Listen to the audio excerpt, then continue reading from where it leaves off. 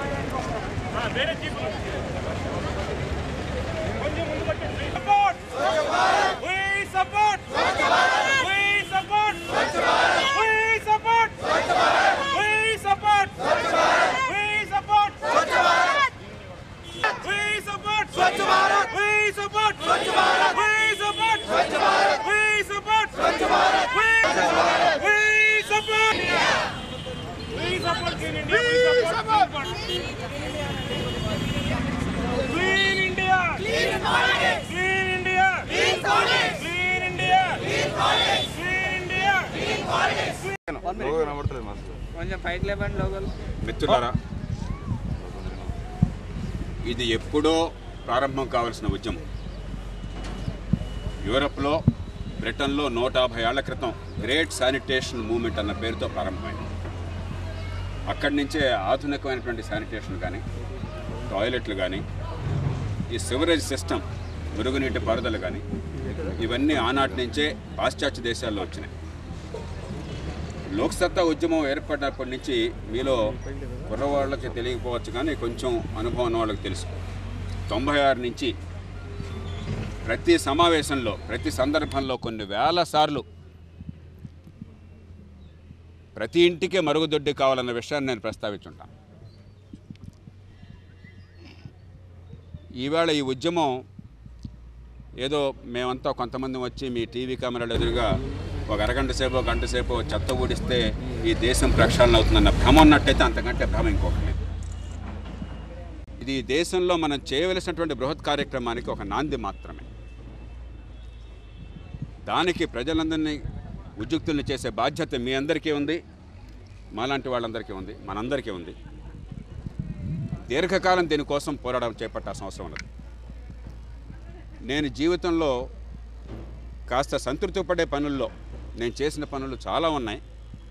కొందరు మంచి అంటారు, కొందరు చెడు కూడా అనొచ్చు. కానీ నేను సంతృప్తి పడే పనుల్లో ఒకటి, నేను పెరిగినటువంటి గ్రామంలో, గొడవర్రు గ్రామంలో 18-20 ఏళ్ల క్రితమే 431 మరుగుదొడ్లు నేను కట్టించాను. ప్రతి ఇంటికి ఒక మరుగుదొడ్డి 18 ఏళ్ల క్రితమే కట్టించాను.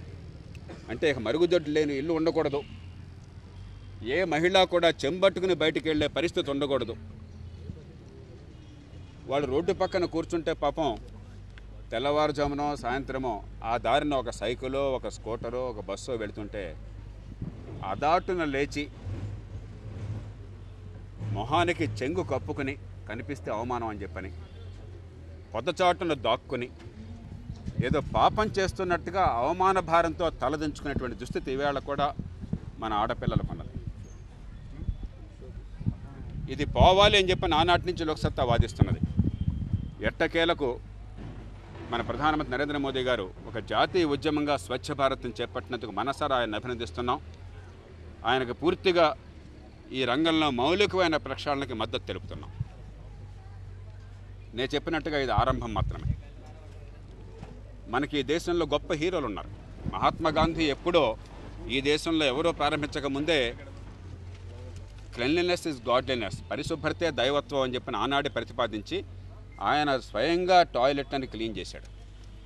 ఆయన ఆశ్రమంలో ఎవరు ఆశ్రమవాసులుగా ఉన్నా కూడా ఆ మరుగుదొడ్డని వాళ్ళ చేతులతో కడగడం అనేది ఆనాడే ఒక కార్యక్రమంగా ఆయన పెట్టాడు. ఆయన సబర్మతి ఆశ్రమంలో పెట్టుకుంటే ఆయన నివాసం ఉంటే ఆయన అనుచరులంతా కూడా ఆయన ఆదేశాల మేరకు సబర్మతి నది పక్కన పొద్దున్నే చెంపట్టుకుని, లేకపోతే నదిలో నీళ్ళు ఉన్నాయి కాబట్టి జమ్ము లేకుండానే వెళ్ళి మలమూత్ర విసర్జన చేస్తుంటే గాంధీ గారి శిష్యులంతా అక్కడికి పోయి దాన్ని శుభ్రం చేసి మట్టితో కప్పు వచ్చేవాళ్ళు. సిగ్గు లేకుండా మళ్ళీ మర్నాడు అక్కడికే పోయేవాళ్ళు, ఆ చెంబట్టుకు వెళ్ళేవాళ్ళు. అంటే వాడెవడో వచ్చి క్లీన్ చేస్తాడు, నేను మాత్రం అంతా చండాలం చేస్తాననేటువంటి పరిస్థితి ఈ దేశంలో ఆనాటి నుంచి ఈనాటి దాకా ఉంది. కాబట్టి అది చాలదు. ఇవన్నీ కేవలం ప్రజల్లో ఆలోచన ఆసక్తి పెంచడం కోసం మార్గాలు తప్ప ఇది కాదు ఈ దేశాన్ని ప్రక్షాళన చేసే మార్గం. తమిళనాడులో చెన్నై నగరానికి పక్కనే, ఇప్పుడు చెన్నై నగరంలో భాగంగా ఉంది, గతంలో మున్సిపాలిటీగా ఉంది మీనంబాకం ప్రాంతంలో అలందూర్ అని ఒక మున్సిపాలిటీ ఉన్నది. తెలుగునాట 2 రాష్ట్రాల్లో ప్రతి గ్రామంలో ప్రతి పట్టణంలో మన నాయకులు అనబడే వాళ్ళు సిగ్గు తెచ్చుకోవాలి. అలందూర్ అని ఒక మున్సిపాలిటీ ఉన్నది. 1,60,000 జనాభా ఈవేళ ఉన్నది. అక్కడ ఆర్ఎస్ భారతి అని చెప్పని ఒక ఆయన మున్సిపల్ చైర్మన్గా ఎన్నికయ్యాడు. ఒక నిబద్ధత ఉన్నటువంటి యువకుడు, నిజాయితీపరుడు, మన ఊరు బాగుపడాలని కాంక్షించేవాడు. ఆ ఊళ్ళో ఆనాడు ఇప్పుడు మనకి హైదరాబాద్లో చాలా చోట్ల, విజయవాడలో, లేకపోతే విశాఖపట్నంలో, తిరుపతిలో, వరంగల్లో, కరీంనగర్లో, కడపలో, కర్నూలులో ఉన్నట్టుగానే కాస్త కోస్త డబ్బున్న వాళ్ళకి సొంత లెట్టర్లు ఉండే, లేని వాళ్ళకి బహిరంగ మలవిసర్జన జరిగేది. సొంత లెట్టర్లు ఉన్నా కూడా ఏమవుతుంది, సెప్టిక్ ట్యాంకులు పెడితే దానిలోకి ఈ మొత్తం ప్రవేశించి అది నిండిపోయి అది ఆ ఇంటి బయటకు మురుక్కాల్లోకి వెళ్ళిపోతుంది. లేదంటే అప్పుడప్పుడు దాన్ని ట్యాంకర్లలో ఎత్తి ఊరి బయట పల్ల ప్రాంతాల్లో ఆ మలమూత్రాలను ఆ బాటిని పడేసేవాడు. ఇక ఆ దుర్గంధము, ఆ ఈగలు, దోమలు, జబ్బులు, మంచినీళ్ళలో మరుగునీళ్ళు కలవటం చెప్పనక్కర్లేదు. హైదరాబాద్ నగరంలో మనందరికీ అనుభవం ఉన్నది. మంచినీళ్ళలో మురుగునీళ్ళు కలిసిన అనుభవం లేని వాళ్ళు ఒక్క కుటుంబం వాళ్ళు నాతో సహా. నాకు అనుభవం ఉండింది. మా ఇంటికి ఒక రోజున నేను ట్యాప్ తిప్పితే దానిలో ఈ డ్రైనేజ్ నీళ్ళు వస్తే అది ఇప్పటికి కూడా తలుచుకుంటే జలదరిస్తుంది. ఏదో తంటాలు పడ్డాం, 3 రోజులు 4 రోజులు వాళ్ళ నీళ్ళు పిలిచాం, ఏదో చేసాం, ఈ లోపల బాటిల్ వాటర్ తెప్పించుకున్నాం, లేకపోతే అదేదో ఉంటుంది కదా మనకి క్యాన్ వాటర్ తెప్పి తంటాలు పడ్డాం మనం. కానీ ఈ నరకాన్ని అనుభవించని కుటుంబం లేదు. అలందూరులో అప్పుడు ఆర్ఎస్ భారతి ఏం చేశాడంటే 34 కోట్ల రూపాయలతో దానిలో ఆయన 8 కోట్ల రూపాయలు అక్కడ ప్రజల నుంచే సేకరించాడు. గొప్ప విషయం అది. ప్రతి ఇంటికి ఇది మన ఊరు బాగుపడడం కోసం, మన పరిశుభ్రత కోసం, మనకి సివరేజ్ సిస్టమ్ మంచిది ఉండటం కోసం అని చెప్పని దేశంలో మొట్టమొదటిసారిగా ఇంటింటికి డబ్బులు సేకరించి, ఇంటికి 5,000 రూపాయలు, అదొక షాపో లేకపోతే పరిశ్రమ అయితే 10,000 రూపాయలు చొప్పున సేకరించి 8 కోట్లు సేకరించి, మిగతా 26 కోట్లు కొంత రుణాల రూపంలో, మరికొంత గ్రాంటుల రూపంలో ఒకసారి ఎప్పుడైతే ముందుకొచ్చారో మిగతా వాళ్ళంతా కూడా సాయం చేయడానికి ముందుకొచ్చారు. 34 కోట్ల రూపాయలతో కేవలం 3 సంవత్సరాల కాలంలో 2009 నుంచి 2012 లోపల ఆ పట్టణానికి గొప్ప సివరేజ్ సిస్టమ్ని ఏర్పాటు చేశారు. 180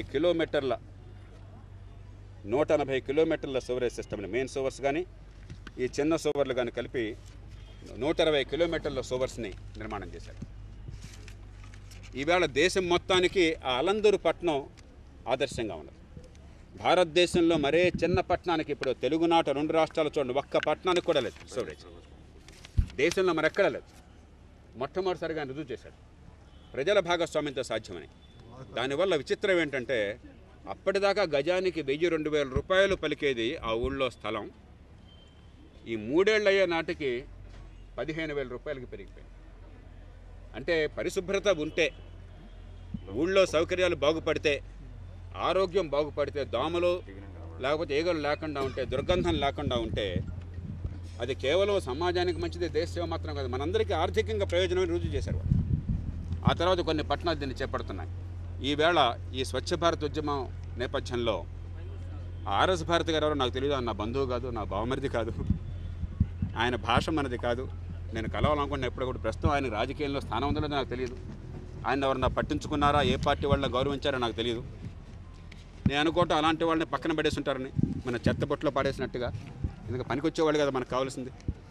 10 కోట్లు ఖర్చు పెట్టి సారాయి పోయించేసి దేశాన్ని దోచుకునేవాళ్ళు కదా, పాపం దేశాన్ని బాగు చేసేవాళ్ళు, మరమ్మతు చేసేవాళ్ళు ఎందుకు కావాలా? కానీ ఆర్ఎస్ భారత్ లాంటి వాళ్ళు నిజంగా హీరోలు ఈ దేశంలో. ప్రతి పట్టణంలో ఒక హీరో కావాలి, ప్రతి ఊళ్ళో ఒక హీరో కావాలి. ఈవేళ నరేంద్ర మోదీ గారిని ప్రత్యేకంగా నేను కోరుతోంది అంటే ఒక ఉద్యమం ప్రారంభించారు. కానీ ఒక ఈవెంట్ మేనేజ్మెంట్ అయితే చాలదు, ఈవెంట్ మేనేజ్మెంట్ కూడా కావాలి. లక్షల మందికి సందేశం అందాలని చెప్పంటే ఇలాంటి ఈవెంట్స్ కావాలి. కానీ ఇది కేవలం ఆరంభం మాత్రమే. ఈ దేశంలో 50% వీళ్ళకి మరుగుదొడ్లు లేవు. చెంబట్టుకుని మహిళలు బయటకు వెళ్లాల్సి వస్తుంది. అవమాన భారాన్ని సహిస్తూ, వృద్ధులకు అసౌకర్యంగా ఉంది, పిల్లలకు అనారోగ్యంగా ఉంది, మనందరికీ అసహ్యంగా ఉంది. 12 కోట్ల మరుగుదొడ్లు కట్టినట్టయితే ప్రతి ఇంటికి దాదాపు 2 లక్షల కోట్ల రూపాయలు ఈ దేశంలో ఖర్చు అవుతుంది. రోజుకి ఇవాళ ప్రభుత్వం పెట్టే ఖర్చు, జాగ్రత్తగా వినండి, రోజుకి ఇవాళ ప్రభుత్వం పెట్టే ఖర్చు ఈ దేశంలో 9,000 కోట్ల రూపాయలు. నేను చెప్తుంది ఆఫ్టర్ ఆల్ 20 రోజుల ప్రభుత్వ ఖర్చు 1,80,000 కోట్లు, లేకపోతే 22 రోజుల ప్రభుత్వ ఖర్చు. ఒక్కసారి పెట్టక్కర్లా, 5 ఏళ్లలో 2019 అక్టోబర్ 2 నాటికి మహాత్మా గాంధీ 150వ జయంత్యుత్సవానికి ఇది పూర్తి చేద్దామని సంకల్పించారు. అది మంచి లక్ష్యం, ఎందుకంటే 6 నెలలు చేస్తాం, 3 నెలలు చేస్తాం, అవన్నీ కూడా ప్రగల్భాలు తప్ప వాస్తవాలు కాదు. 5 ఏళ్లలో 2 లక్షల కోట్లు, ఏడాదికి 40,000 కోట్లు కనుక ఈ కార్యక్రమాన్ని సద్వినియోగం చేసి స్థానిక ప్రజల్ని ఆర్ఎస్ భారత్ లాంటి వాళ్ళ నాయకత్వాన్ని మనం ప్రేరేపించి వారందరినీ భాగస్వాములు చేస్తే 2 లక్షల కోట్లతో ఈ దేశంలో ప్రతి ఇంటికి మరుగుదొడ్డి సాధ్యం. మొట్టమొదటిది మనం చేపట్టవలసింది.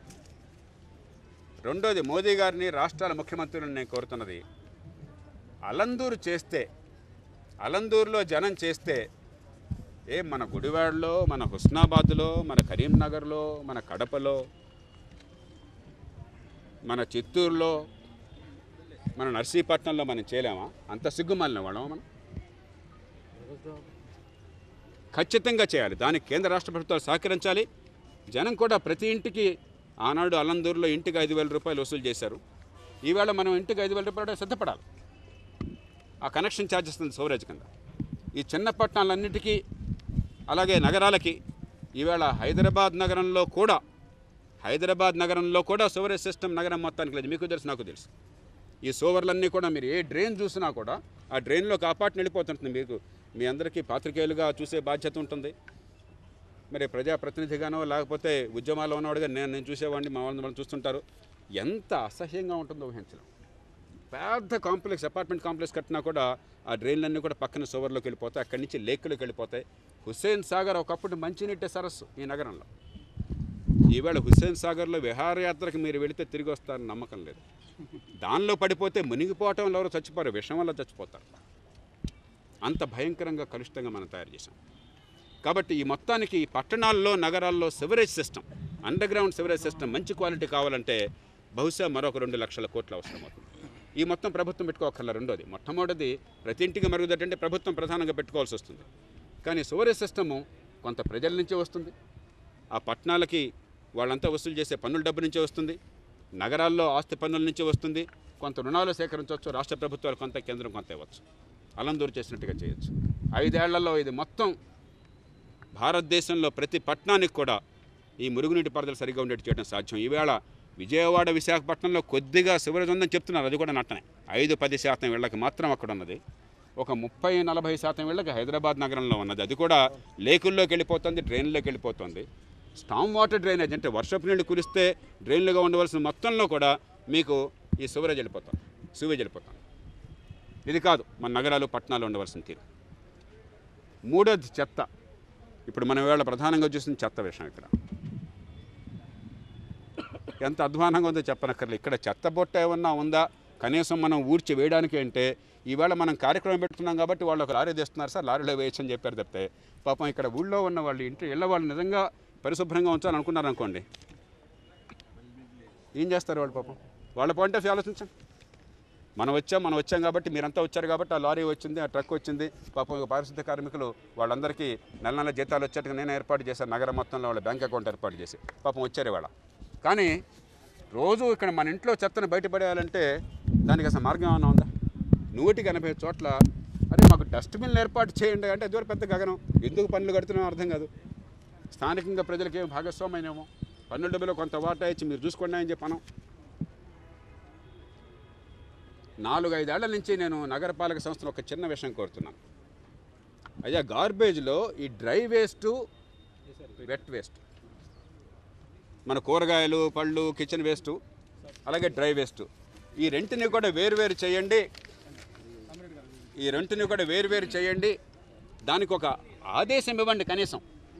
ఇవాళంటే ఒక ఆర్డర్ వస్తే, ఒక చట్టం పాస్ చేస్తే నగరానికి విధిగా చేయాలని చెప్పని కాలక్రమేణా దానికి దానికి ఒకటి బిన్ను, దీనికి ఒక బిన్ను, ఒక రీసైక్లింగ్ అయ్యేది, లేకపోతే ఇంకోటేమో పూర్తిగా డీకంపోజిషన్ అయిపోయేది, కుళ్ళిపోయేది. ఈ రెండు వేరు వ్యర్థ పదార్థాలను వేరు చేస్తే తర్వాత పనులు చేయొచ్చు. మనం ఏం చేస్తున్నాం, ఈ మొత్తాన్ని కలిపేసి ప్లాస్టిక్ సంచులు, పిల్లల మలమూత్రాలు, కిచెన్ వేస్టు, కాగితాలు, మందులు, విషతుల్యమైన పదార్థాలు, రసాయన పదార్థాలు, మనకి షాంపూకో లేకపోతే మరోదానికో హెయిర్ డైసో వాడేవి, ఇవన్నీ కూడా దానిలో పడేస్తాయి. ఈ మొత్తం పోయి జవహర్ నగర్ పోతుంది. ఆ జవహర్ నగర్లో వాళ్ళు చుట్టుపక్కల వాళ్ళకి నరకం అది. అందుకే బెంగళూరులో లోక్సత్తా కార్యకర్తలంతా కూడా ఏ వార్డుకు ఆ వార్డు ఆ గార్బేజ్ డిస్పోజల్ ఉండాలి. ఈ బిన్స్ వేరువేరుగా, ఇదేమో గ్రీన్ ఏమో రీసైక్లింగ్ చేయడానికి వీలుగా ఉండేది, ఇదేమో రీసైక్లింగ్ చేయలేనటువంటిది, అలాగే డీకంపోజ్ చేయడానికి వీలుగా ఉండేది. వేరువేరుగా ఈ బిన్స్ పెట్టి విధిగా ఆ రకంగా చేయాలని చెప్పని వాటిని కలెక్షన్లోనే, గార్బేజ్ కలెక్షన్లోనే ఆ రకంగా ఏర్పాట్లు చేసి మన కుళ్ళంతా జవహర్ నగర్ పోవడానికో, మన కుళ్ళంతా లేకపోతే ఫలానా లేకులో పోవడానికో, మన కుళ్ళంతా కూడా హుస్సేన్ సాగర్లో పోవడానికో కాకుండా ప్రకృతిని ఉపయోగించుకుని దీన్ని సద్వినియోగం చేసుకోవచ్చు. దీనికి పెద్ద ఖర్చు కాదు, కానీ పట్టించుకోవాలి. ఏదో ఎమ్మెల్యే గారు వస్తే, మంత్రి గారు వస్తే, ముఖ్యమంత్రి గారు వస్తే, మాలాంటి వాళ్ళని ఎప్పుడైనా ఇలాంటి సందర్భంలో వస్తే ఆ రోజు ఏదో అర్జెంటుగా ఆ రోడ్డు పక్కనే మీకు ఆ తెల్లటిది సున్నం వేస్తారు, ఏదో ఆ పోటీదా. ఇలా ఇప్పుడు ఎంతకాలం మనం మోసం చేసుకుంటాం? ఇవన్నీ అసాధ్యమైనవి కాదు. కాబట్టి స్వచ్ఛ భారత్ ఉద్యమంలో ఇవన్నీ భాగం కావాలి. నరేంద్ర మోదీ గారు గంగా నది ప్రక్షాళన కోసం పిలుపునిచ్చారు. మన గోదావరి, మన కృష్ణ, మన పెన్న, మన వంశధార, మన మూసి అన్ని నదులు ప్రక్షాళన కావాలి.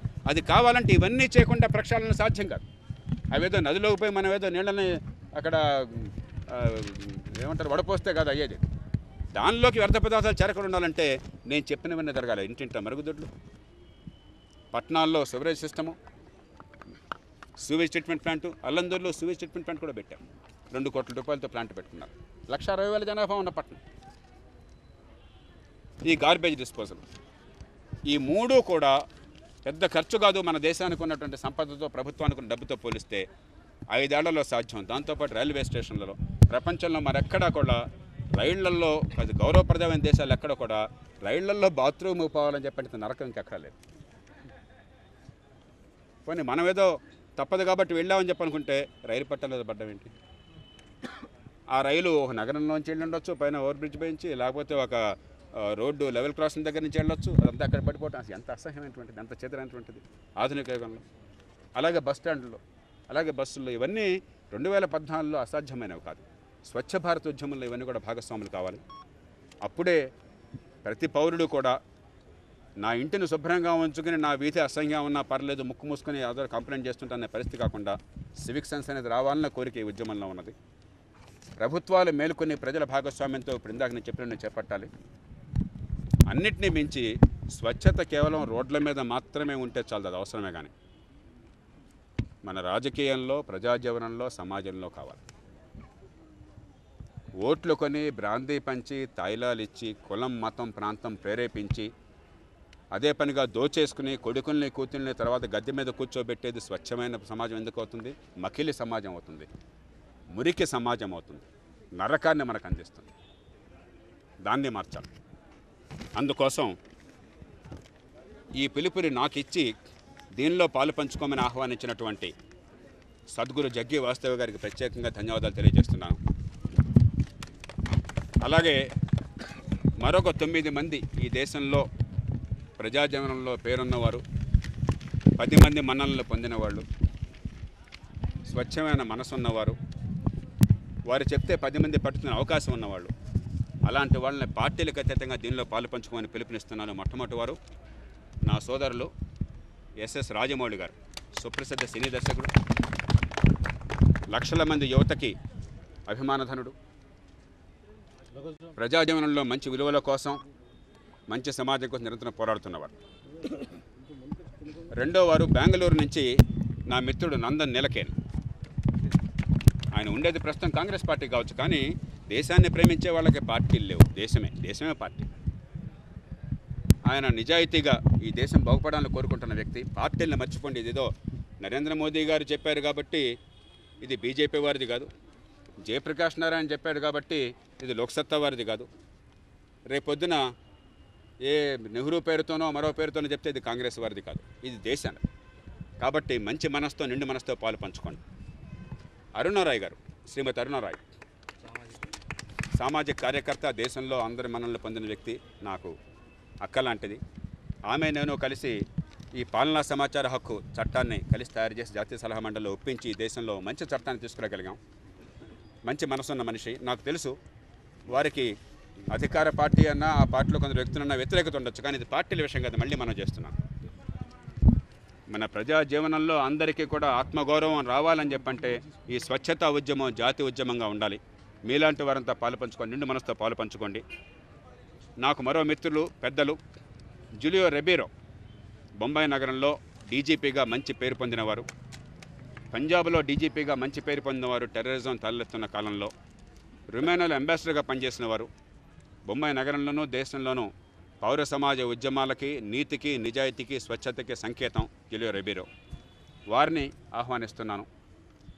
అలాగే మన రాష్ట్రంలో లక్షలాది మంది ప్రజల హృదయాలను చూరగొన్నటువంటి నా సోదరుడు, గొప్ప మంచి హృదయం ఉన్నటువంటి మంచి మనిషి, మనసున్న మనిషి,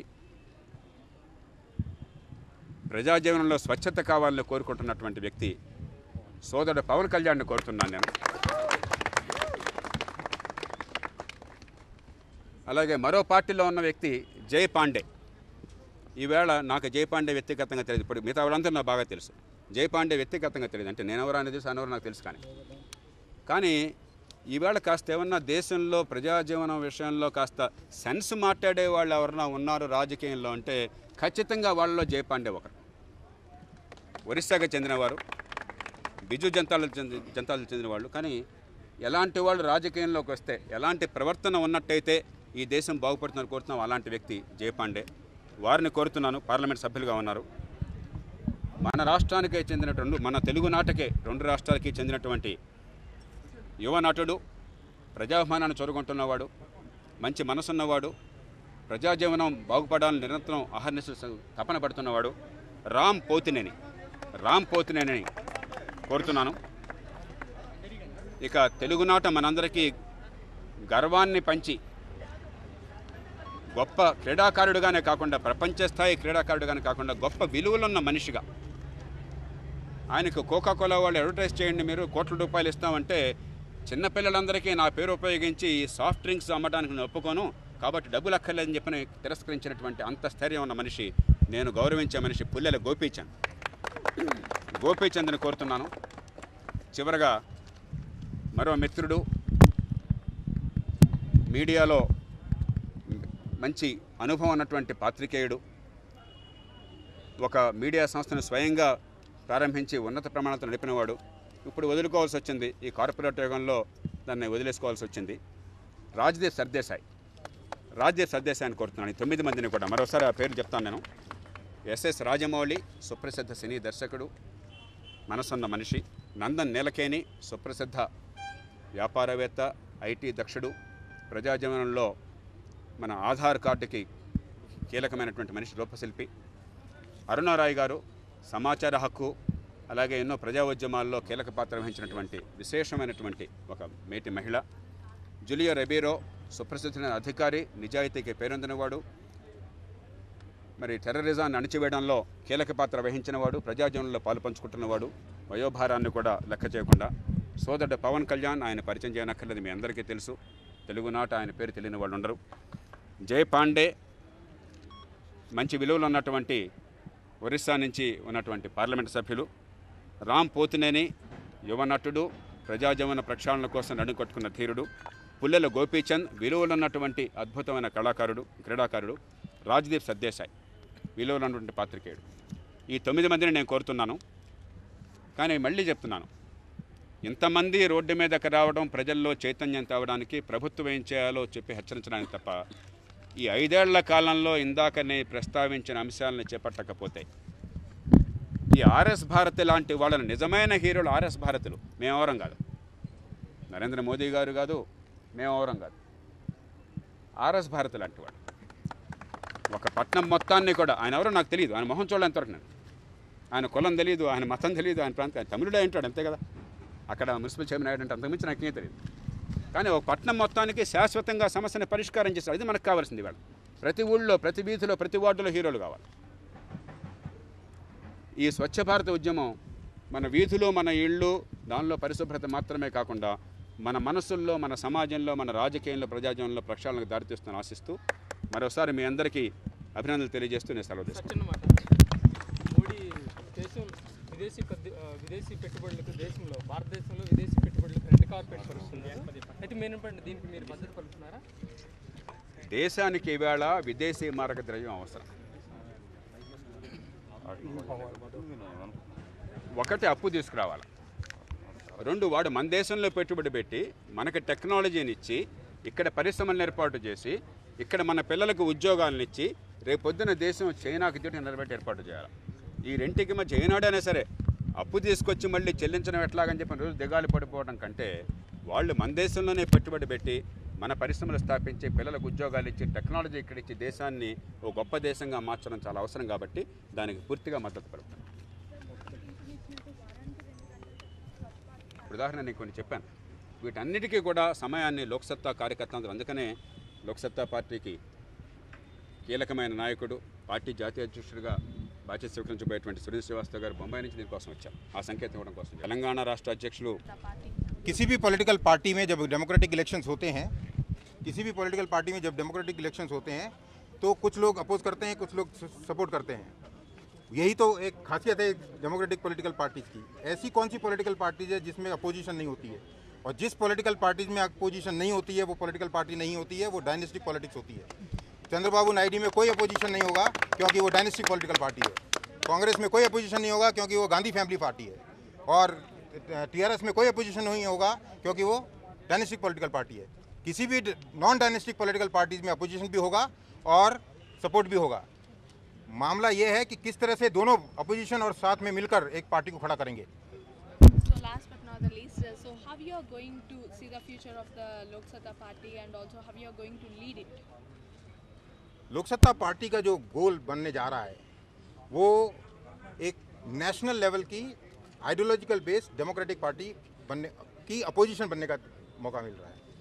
कोई भी अपोजिशन में आज ऐसी कोई भी पॉलिटिकल पार्टी नहीं है जो आइडियोलॉजी बेस हो या नॉन डायनेस्टिक हो या रीजनल पार्टी हो. सारी की सारी पार्टी या तो रीजनल पार्टी हैं या डायनेस्टिक पॉलिटिकल पार्टीज हैं या आइडियोलॉजी बिना पार्टी हैं. लोकसत्ता केवल ऐसी पार्टी है जिसमें आइडियोलॉजी भी है, डायनेस्टी भी नहीं है और डेमोक्रेटिक पॉलिटिकल पार्टी है. ये एक किसी भी डेमोक्रेसी को चलाने के लिए दो पार्टियों की आवश्यकता पड़ती है. उसमें से एक लोकसत्ता पार्टी अगले 5 साल में खड़ी होगी. ऐसी इसके लिए हम कोशिश करेंगे और मुझे पूरा विश्वास है कि कुछ प्रदेशों में लोकसत्ता पार्टी पूरी तरह से खड़ी हो जाएगी.